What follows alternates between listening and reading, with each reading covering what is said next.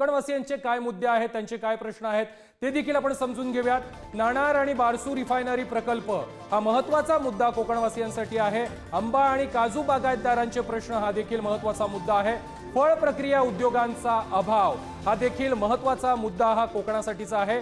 कोळी आणि मच्छीमार बांधवांचे प्रश्न, वर्षानुवर्ष रखडलेला मुंबई गोवा हायवे हा तर सर्वात महत्त्वाचा मुद्दा कोकणवासियांसाठी आहे। या संदर्भात अधिक माहिती देत आहेत आमचे प्रतिनिधी उमेश बुचडे। उमेश, नाणार प्रकल्प असेल, बारसू रिफायनरी प्रकल्प असेल, त्याचबरोबर आंबा आणि काजू बागायतदारांचे प्रश्न हे तर महत्त्वाचे आहेत, त्याचबरोबर मागील 20 वर्षांपासून रखडलेला मुंबई गोवा हायवे हे सर्व मुद्दे कोकणवासियांसाठी महत्त्वाचे आहेत। आणि नागपूरमध्ये होणाऱ्या हिवाळी अधिवेशनामध्ये हे मुद्दे मांडले जाणार का, असाच प्रश्न आता कोकणवासी विचारतायत। या व्यतिरिक्त आणखी कोणकोणते मुद्दे आहेत?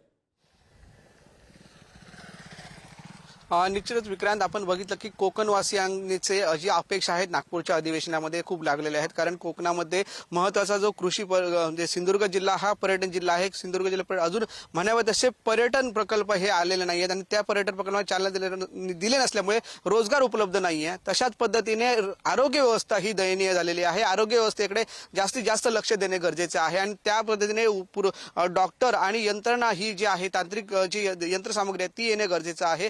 तशाच पद्धतीने बघायला तर जे मत्स्य आहे, मत्स्य शेती आहे, मत्स्य उद्योग आहेत, मत्स्य चालना देणे गरजेचं आहे।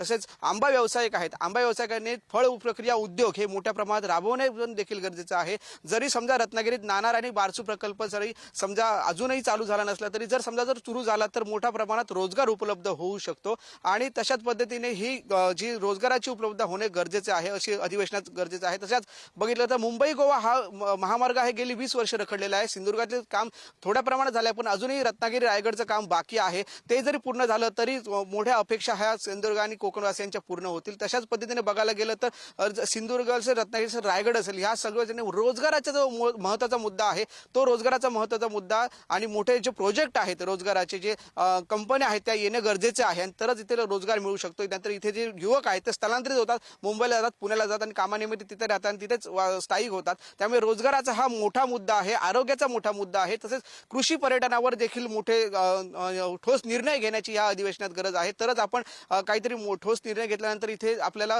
कृषी कारण सिंधुदुर्ग जिल्हा हा पर्यटन जिल्हा आहे। पर्यटन जिल्ह्यामध्ये आंबा असेल, काजू असेल, फळ प्रक्रिया उद्योग असेल हे येणं खूप गरजेचं आहे आणि त्याच दृष्टिकोनातून प्रयत्न होणे गरजेचे आहे। असं एकंदरीत पूर्ण जर कोकण पट्टा बघितला तर ह्या येणाऱ्या ज्या सध्याचं अधिवेशन आहे जे नागपूरमध्ये सुरू आहे त्यांच्याकडे खूप अपेक्षा लागून राहिलेल्या आहेत सध्या कोकणवासियांच्या।